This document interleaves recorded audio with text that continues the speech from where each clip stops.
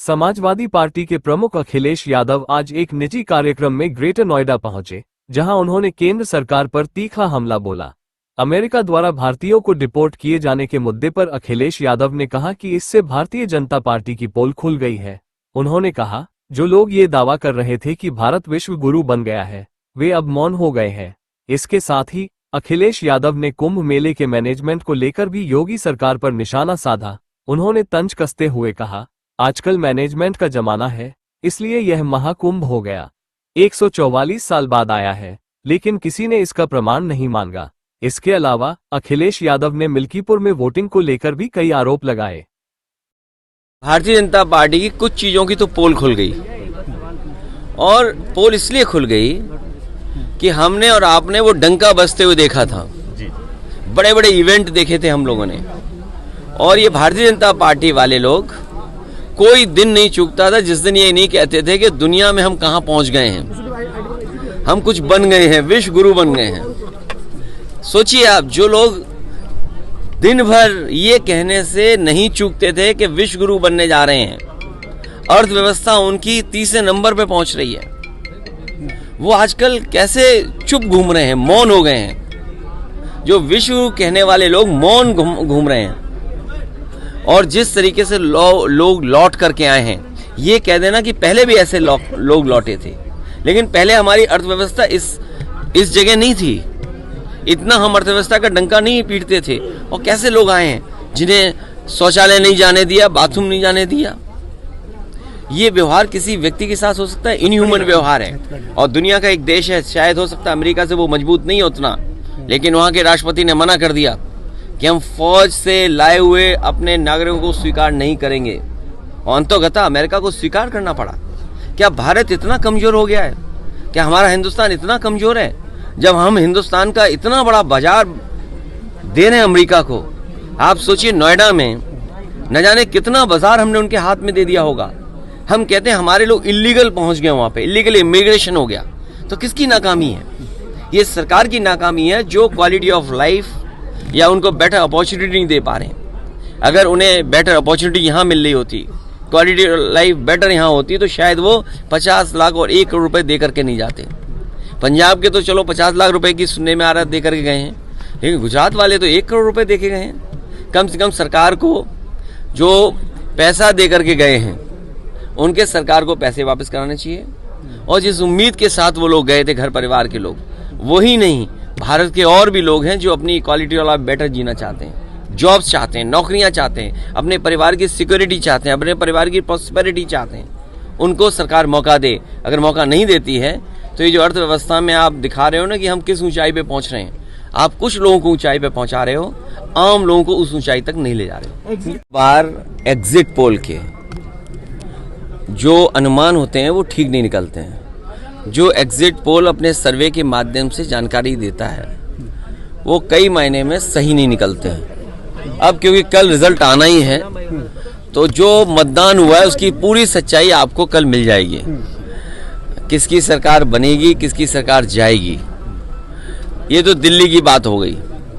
मिल्कीपुर चुनाव में, और मिल्कीपुर चुनाव शुरू होने से पहले अगर आपको याद होगा, तो मैं चाहता था कि आप सब लोग वहां आएं और देखें कि वोट कैसे डाला जाता है और वोट कैसे पड़ता है।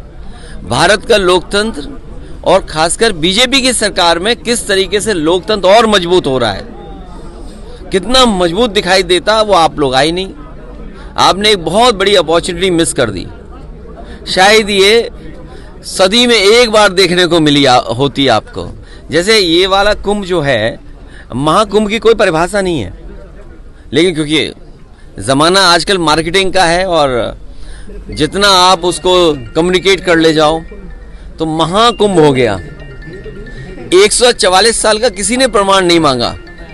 ये चुनाव भी 144 साल वाला जैसा चुनाव था, जो आपको देखना चाहिए था। सोचिए आप, बगल के जिले जो हैं, वहां से भारतीय जनता पार्टी ने अपने कार्यकर्ता बुलवाए। अंबेडकर नगर से कार्यकर्ता आए। अब तो हम लोगों को उनके गांव पता लग गए हैं, क्योंकि पकड़े गए थे कुछ लोग। बगल के जिले से, अमेठी से लोग आए थे, सुल्तानपुर से लोग आए थे, रायबरेली से लोग आए थे, और गाड़ियों के नंबर हैं।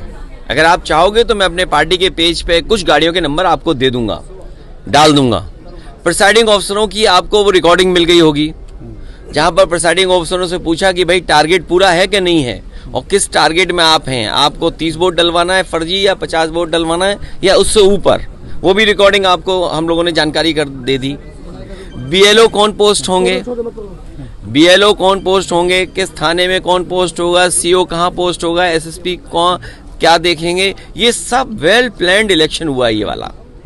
ये आपने 144 साल वाला जिस तरीके से कुंभ था, उस तरह दुनिया का सबसे अच्छा चुनाव आपने मिस कर दिया।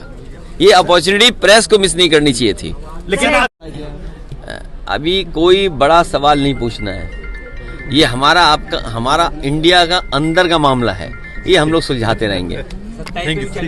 क्या चीज 27 में पीडीए चलेगा और पीडीए के लोग देख रहे हैं कि उनका वोट कैसे छीना जा रहा है, वो कैसे अपमानित हो रहे हैं। उन्हें एसओ की पोस्टिंग नहीं मिलेगी, सीओ नहीं बनाया जाएगा, क्योंकि वो वोट में कहीं ना कहीं आपको दे देंगे।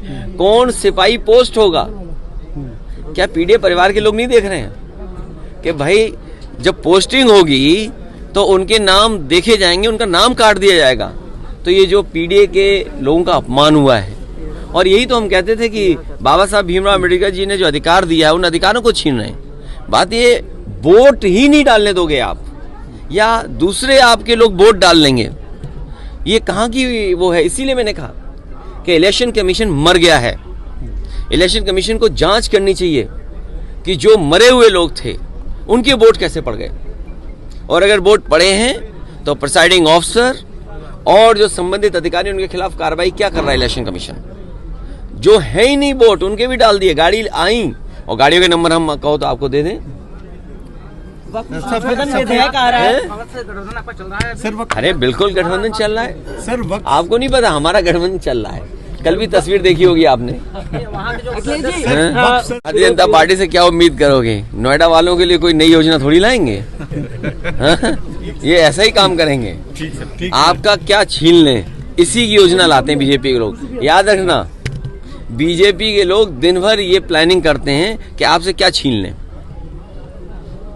कोविड के टाइम में आपका वेतन कम हुआ था, आज तक बढ़ पाया आपका?